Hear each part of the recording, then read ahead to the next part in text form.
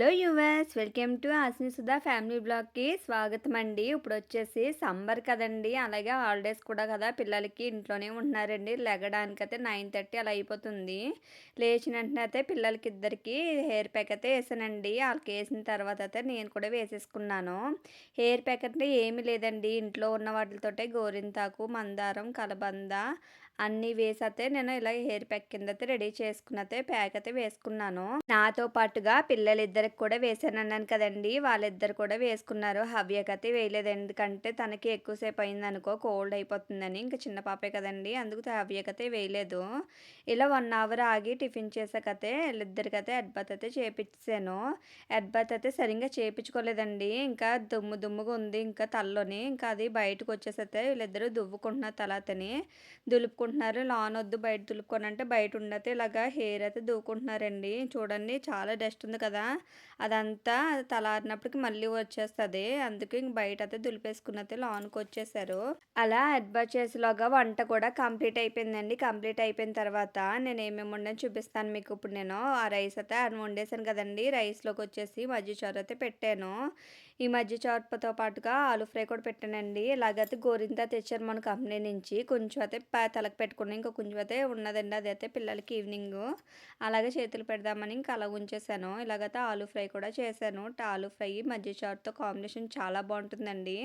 అందుకు మజ్జిగ చారులోకి ఆలు ఫ్రై అయితే చేశాను. చాలా టేస్టీగా ఉంటుంది. ఇలా చేసిన ఐటెమ్స్ అన్నీని క్యారేజ్ అయితే పెట్టేసాను. క్యారేజ్ పెట్టేసి మేము కూడా భోంచేసి మా హస్బెండ్ కూడా డ్యూటీకెళ్ళిపోయారండి. డ్యూటీకెళ్ళిపోయిన తర్వాత అయితే పిల్లలు ఏదో ఒకటి అడుగుతారు కదా!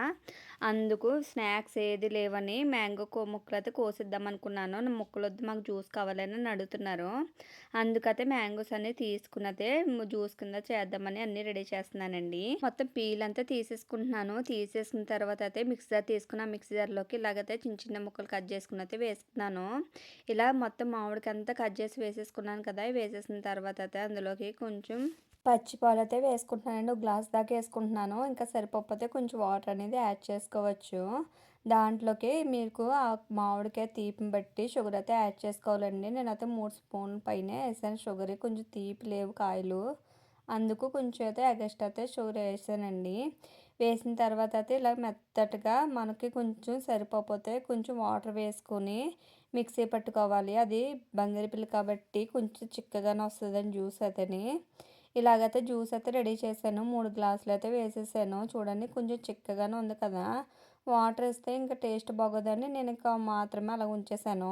దాంతో పాటుగా కొంచెం మిగిలిందండి. అవి చిన్న చిన్న గ్లాసులు అయితే వేస్తున్నాను. పిల్లలకి ముగ్గురికి తెలియకుండా అయితే ఇలాగా చిన్న చిన్న గ్లాసులు వేసి అయితే డీప్‌లో అయితే పెడతానండి. నా దగ్గర ఇలా స్టిక్స్ ఉన్నాయండి. ఐస్ స్టిక్స్ అనేది అవి అయితే అందులో పెట్టేస్తున్నాను.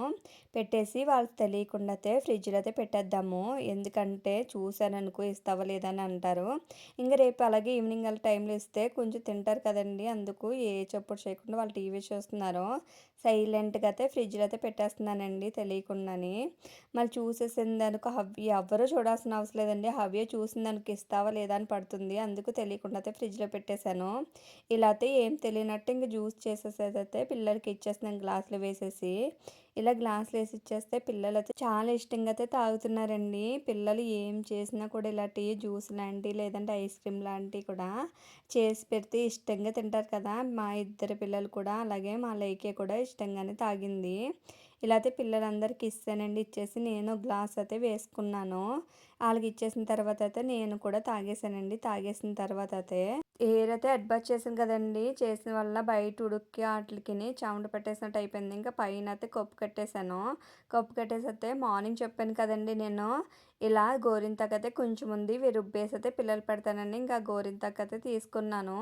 తీసేసి దాంట్లో చిన్న చిన్న కొమ్మల కింద ఉన్నాయండి. అన్నీ కూడా తీసేసి పక్క పెట్టేసి ఇప్పుడైతే మిక్సీలో పెట్టేసుకుంటున్నాను.